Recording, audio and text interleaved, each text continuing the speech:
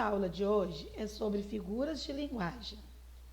As figuras de linguagem são recursos que tornam mais expressivas as mensagens e por isso são muito utilizadas nas construções de poemas e músicas. Elas dão ao texto um significado que vai além do sentido literal, ou seja, dá novo significado às palavras.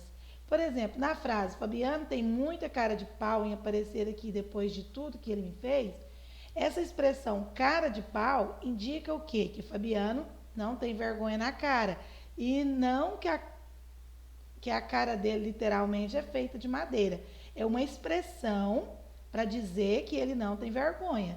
Queremos dizer com isso que ao empregar uma figura de linguagem, o enunciador, que é a pessoa que escreve, possibilita uma interpretação para o seu enunciado que extrapola o sentido original. Ou seja, a palavra cara de pau não está no sentido de pau, de madeira, vai além do significado real da palavra ou da expressão. Outro exemplo, a pedra chorou de tristeza.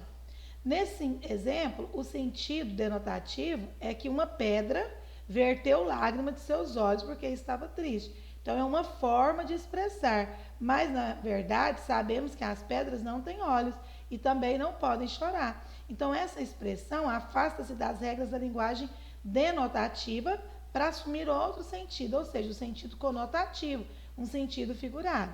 Desse modo, o fato de a pedra chorar mostra o quanto determinada situação é triste. É tão triste que até uma pedra poderia chorar. Nesse exemplo, a pedra foi personificada, ou seja, foi dada a ela uma personagem, como ela foi tratada como se fosse um ser humano. Por isso que ela é capaz de sentir tristeza. Por isso é chamada de personificação. Ela foi como se fosse uma personagem real. Então, esse exemplo que a gente viu anteriormente é a personificação, que também pode ser chamada de prosopopeia.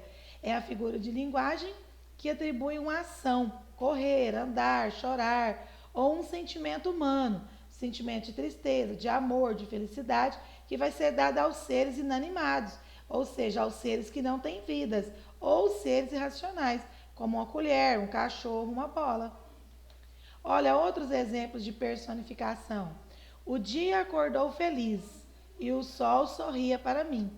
O dia, ele não acorda feliz. Aqui, nesse exemplo, é como se o dia fosse uma pessoa. E o sol também, como se o sol fosse uma pessoa. Isso é personificação. Quando a gente dá a um ser que não tem vida própria, um atributo de uma ação. Olha o outro exemplo. O vento assobiava esta manhã em que o céu chorava. Então, na realidade, nem o vento pode assobiar e nem o céu pode chorar. É dado a ele atributos de seres que têm vida, por isso é chamado de personificação. Imita as ações do ser humano. Veja que nessas frases, o dia, o sol, o vento e o céu realizam ações como se fossem seres humanos. Nesse caso, é chamado de personificação. A metáfora também é uma figura de linguagem. É o emprego de palavras ou expressões com sentido figurado. É uma espécie de comparação que nasce da relação de semelhança ou característica comum entre dois seres ou fatos. Exemplo, ele tem músculos de aço. Então, está comparando. Como o músculo é muito forte, se compara ao aço. Aquele homem é um leão. Então, o homem é tão forte ou rude a ponto de ser comparado a um leão. Ela é uma flor. Então, a metáfora é como se fosse uma comparação entre dois seres. Outra figura de linguagem é o eufemismo. O eufemismo consiste no emprego de palavras ou expressões para suavizar alguma expressão que seria rude, desagradável ou chocante. Por exemplo, ao invés de eu falar que alguém morreu, eu falei passou desta para uma melhor. Então, essa expressão passou desta para uma melhor suaviza a expressão de dizer que alguém morreu. Outro exemplo está em não é dado ao trabalho. Fulano, alguém não é dado ao trabalho. Ou seja, é uma pessoa preguiçosa.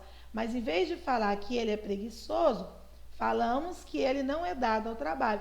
Ou seja, essa expressão suaviza a expressão de ser preguiçoso. Isso é o eufemismo.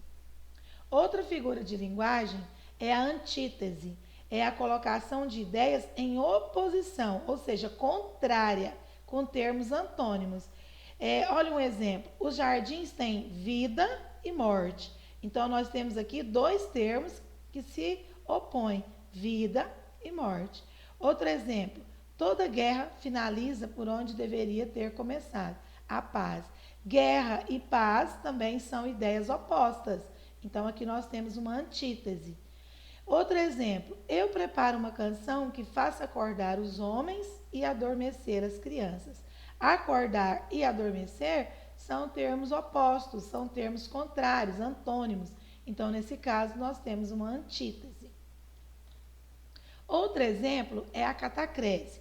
A catacrese é uma figura de linguagem que consiste em empregar um termo impróprio por não existir um termo adequado para designar certas ações, coisas ou qualidades. Por exemplo, batata da perna. A gente costuma falar batata da perna por não existir um termo adequado que vai designar aquela parte do corpo, né? Então a gente chama de batata da perna. Falamos cabeça de alfinete, porque também não existe um outro termo mais adequado para a gente designar aquela parte do alfinete, né? Que a gente chama então de cabeça. Braço do sofá, pé da mesa, também são exemplos de catacrese. Então, são termos impróprios que a gente usa por não existir um termo adequado para certas ações, coisas ou qualidades. Outro exemplo de figura de linguagem é a ironia. A ironia é uma figura de linguagem muito fácil, né, que a gente até usa no nosso dia a dia, que é a expressão de ideias com significado oposto ao que se realmente pensa ou acredita.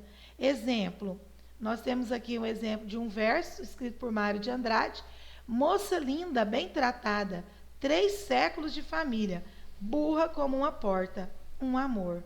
Então, a conclusão dos 3 versos é que a moça é um amor, mas tem a ironia, porque tem ideias exatamente opostas quando fala que ela é burra como uma porta. Outro exemplo de figura de linguagem são as onomatopeias, que são os sons, né, que a gente pode escutar ou a gente pode observar numa escrita, às vezes de uma história em quadrinho, de uma tirinha, também de uma charge ou de um cartoon. Algumas onomatopeias são tão comuns no dia a dia que muitas vezes só de escutá-las já é possível identificar a sua origem. O miado do gato, miau, o tic-tac do relógio, o latido do cão. Então, são onomatopeias, que também é uma figura de linguagem. Então, pessoal, nós acabamos de ver as figuras de linguagem, não são todas, são as figuras de linguagem mais comuns que eu escolhi para que vocês tivessem um pouco de conhecimento sobre elas.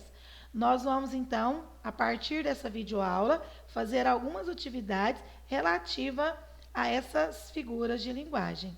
Vamos até as atividades.